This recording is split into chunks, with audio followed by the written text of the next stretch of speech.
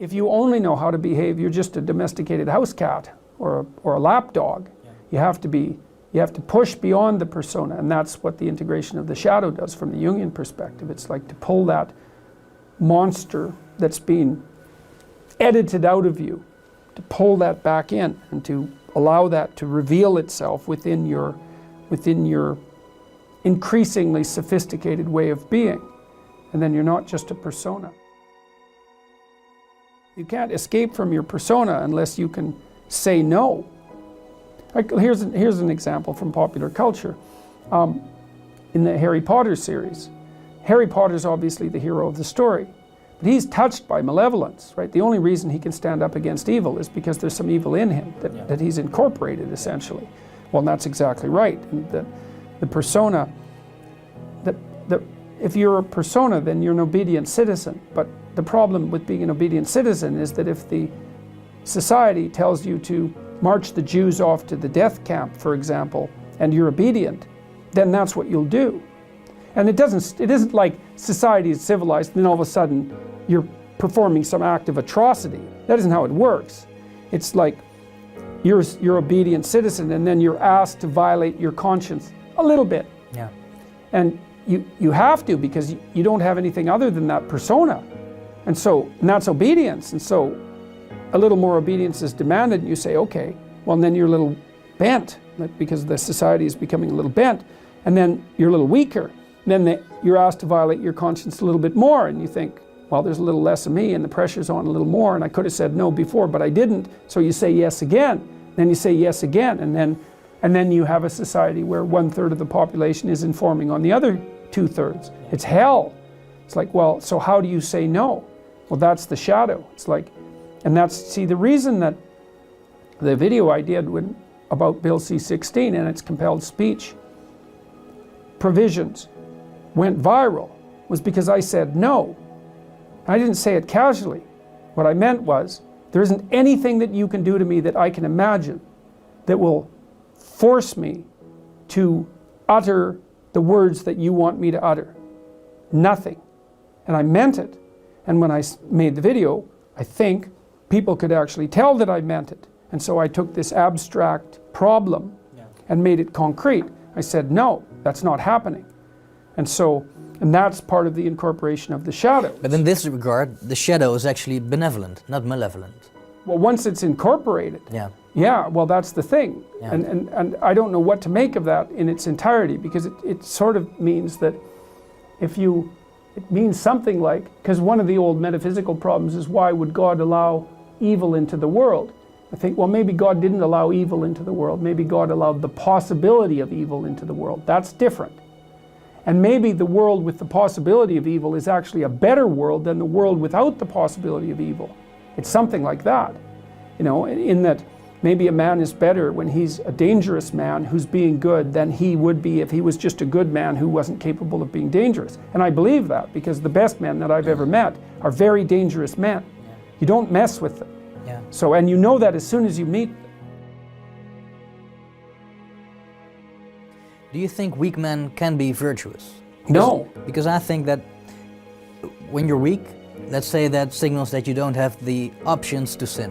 Right. Which is something that creates resentment, and resentment creates corruption. Mm-hmm. So in this sequence, do you think that someone without teeth or without the options to sin can be good? See, that's a real theological question, right? Because the question you're asking is, and this is tied up with the idea of free will and evil. Can a person who doesn't have the option to be evil be good? And I would say no. So maybe that's the reason that, metaphysically speaking, and I don't know where you are when you're speaking metaphysically exactly, but the question of why is there evil in the world is a constant question. It's like, it's possible that without the possibility of evil, there cannot be good. Good requires the possibility of evil. And maybe good is so good that the fact that it requires the possibility of evil is acceptable. Maybe it's even desirable.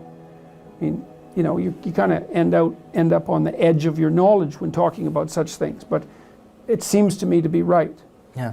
And it seems to be right in a lived sense, I met Jocko Willink. He's a good example. I mean, Willink was the commander in Ramada, I think, and you can say what you want about American military involvement. It has nothing to do with that, really, not at this level of analysis. He's a tough guy. I follow him on Twitter. Yeah, so you know. He gets up every morning at 5:30, Exactly. 4:30. He's a tough guy. He told me quite straightforwardly that he was one of those kids that as an adolescent could have gone either way, right? Yeah. He could have been a highly successful street criminal. Yeah, probably. Right, but yeah, probably. Well, you can see it.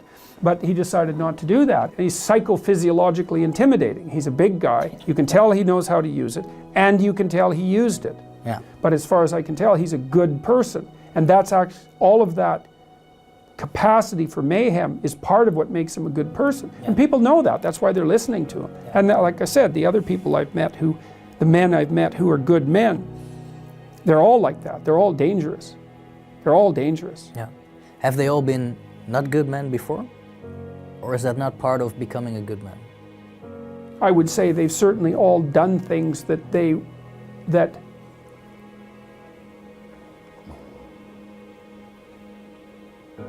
well, you know, adolescents break rules, right? And healthy adolescents break rules. And so then the question is, well, how extreme does the rule breaking become?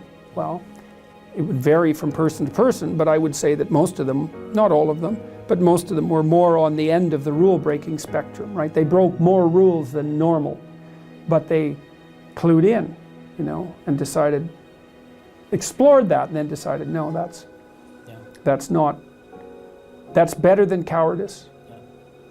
It's better than weakness, but it's not as good as what's good.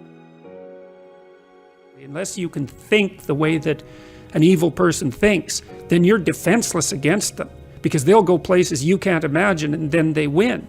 And so the best men I've met, it was interesting even when I was in junior high and high school, because most of my friends dropped out, you know, by the time they were grade 10, thereabouts. And a lot of them were guys who developed physically. They're pretty powerful, and they're just damn sick of putting up their hand to go to the bathroom. It's like, you know, they're not doing that anymore. One of my friends got kicked out when he sort of challenged the gym teacher, you know, physically. And the gym teacher, he could do an iron cross. He was a tough guy, and so it was no trivial matter for my friend to stand up to him, but he got expelled anyways.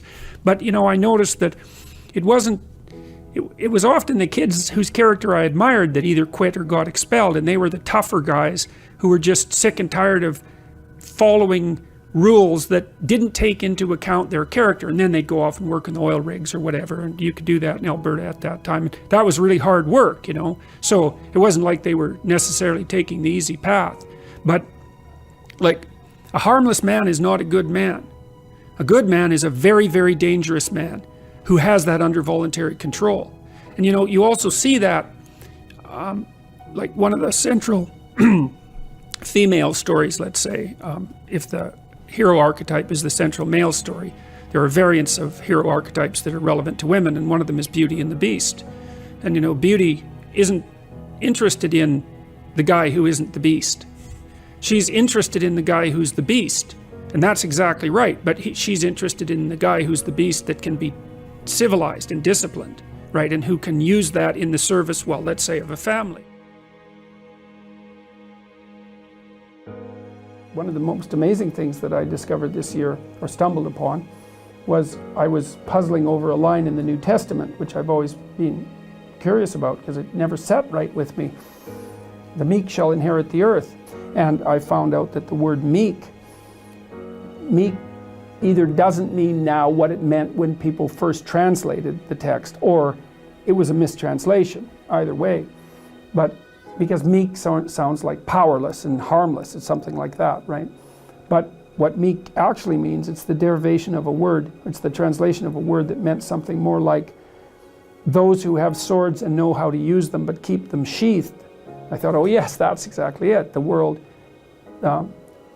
those who have swords and know how to use them but choose to keep them sheathed will inherit the world. It's like, yes, exactly right, exactly right.